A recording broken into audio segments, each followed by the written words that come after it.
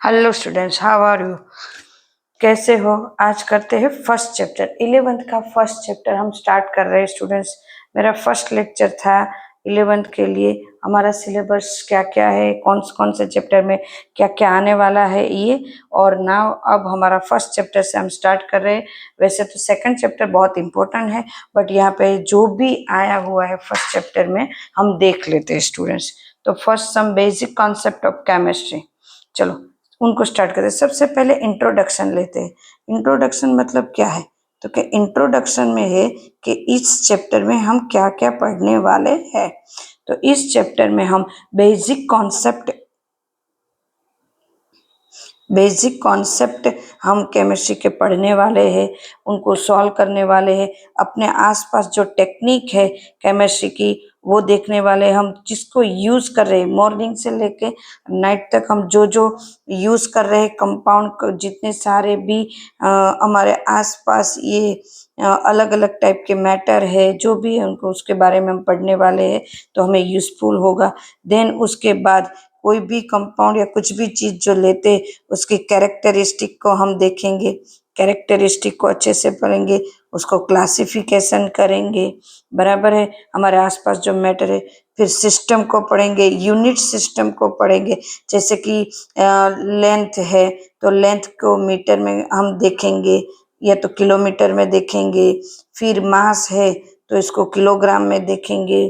तो ये जो सिस्टम है यूनिट सिस्टम, उसको इस चैप्टर में हम पढ़ेंगे।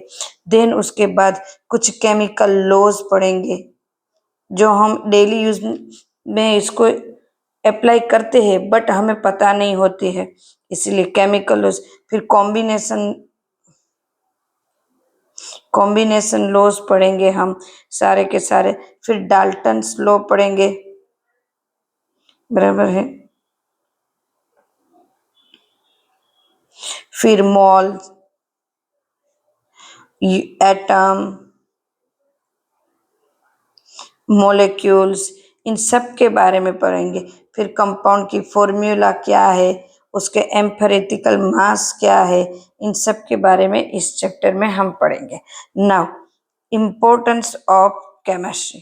केमिस्ट्री क्यों इम्पोर्टेंट है हमें, चलो वन बाय वन देखते हैं। हमारे आसपास कितनी सारी चीजें हैं, उनमें चेंजेस होते रहते हैं।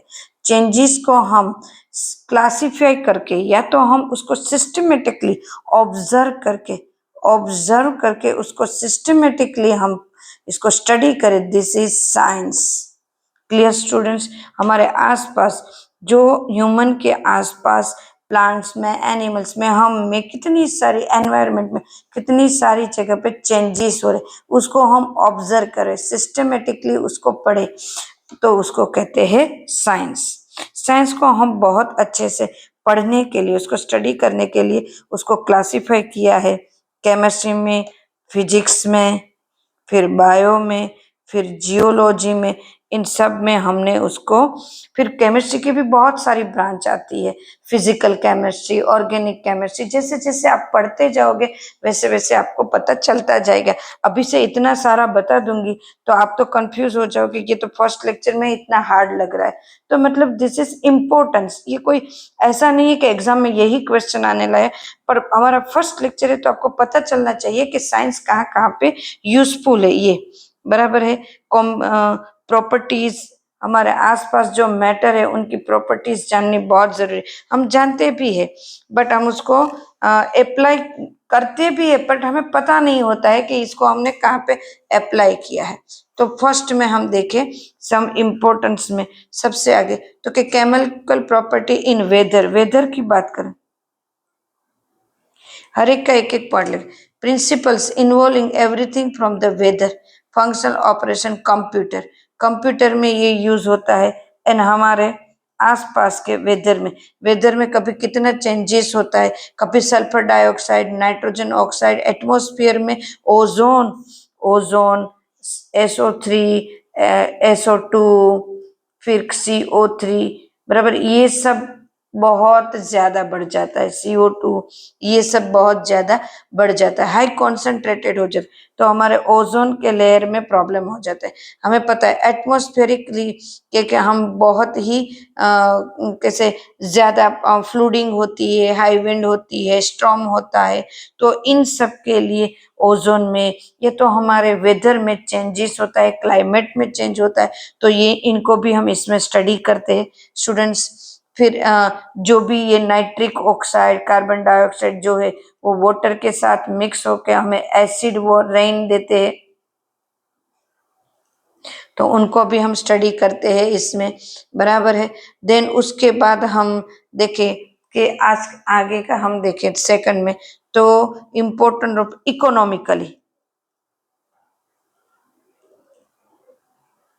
इकोनॉमिकली मतलब तो क्या हमारे कंट्री कितनी सारी हमारे कंट्री में इंडस्ट्रीज है, तो इंडस्ट्रीज में H2SO4, HNO3 कितना यूज होता है, केमिकल फर्टिलाइजर कितना बनता है, यूरिया कितना बनता है, एमोनिया NH3 कितना बनता है, एमोनियम सल्फेट कितना बनता है, तो ये सब होता है हम हमारे इकोनॉमिकली हम कितना ग्रो कर रहे हैं, इनके लिए ये इम्पोर्टेंट है। फिर क्रॉप्स के लिए होता है, फिर कितनी सारी ड्रग्स बनती है, सॉप बनते हैं, डिटर्जेंट बनते हैं, फिर के मेटल्स के एलॉयज बनते हैं, ऑर्गेनिक कंपाउंड बनते हैं, तो ये कितना सारा हम ये सब अल्कलाइन बनते हैं, अल्कलाइन मतलब बेसिक जो आप पढ़ के आए हो।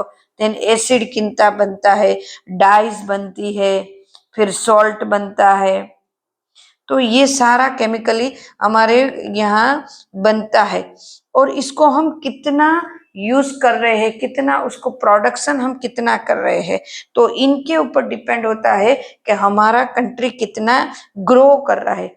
जितने ये एसिड ये सब यूजफुल होते हैं, यूज करते हैं हम, उससे पता चलता है कि ये कंट्री ज्यादा ग्रो कर रहा है, और हम मैन्युफैक्चरिंग कितनी करें, कितना उसको एक्सपोर्ट कर रहे, ये सब भी इम्पोर्टेंट है, तो इनको भी हम थोड़ा थोड़ा धीरे धीरे पढ़ेंगे इनमें, बराबर। मतलब पढ़ना नहीं है तो भी ये हमारे लिए जानना इम्पोर्टेंट है, क्योंकि ये केमिस्ट्री है इसलिए।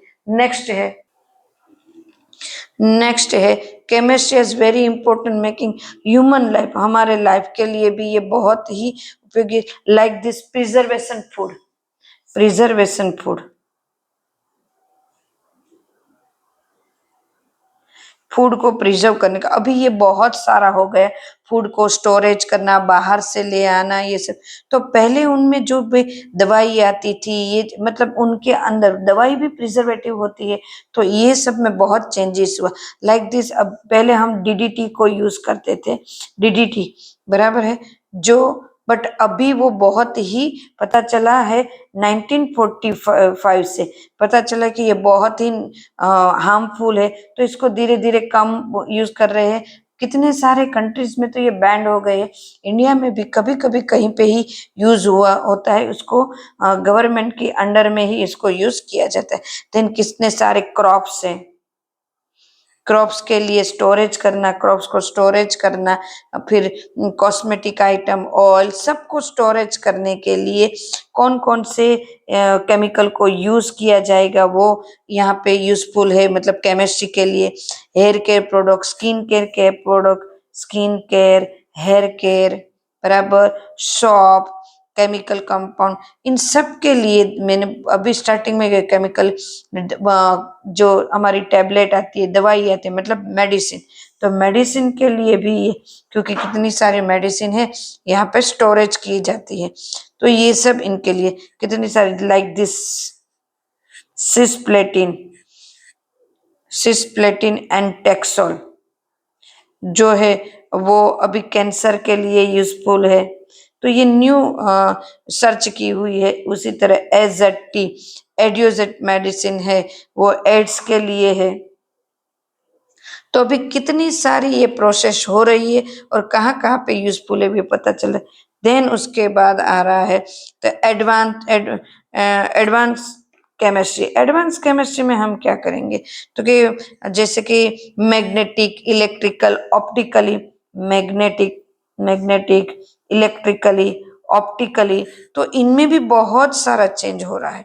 पहले ये जो हमारे जो अप्लायंस आ रहे थे और अब की बात कर लो, अब की ग्लास की बात करो तो अब के जो ग्लास आ रहे हैं, प्लास्टिक आ रहा है, वो कितने सारे चेंजेस वाले हैं, बहुत सॉफ्ट मिल रहे हैं ये सब। देन पॉलीमर्स की बात करें तो पॉलीमर में भी ये यूजफुल है, पॉलीमर्स में तो कितनी सारी चीजों में हमारे साइंस यूजफुल होता है कंडक्टेंस।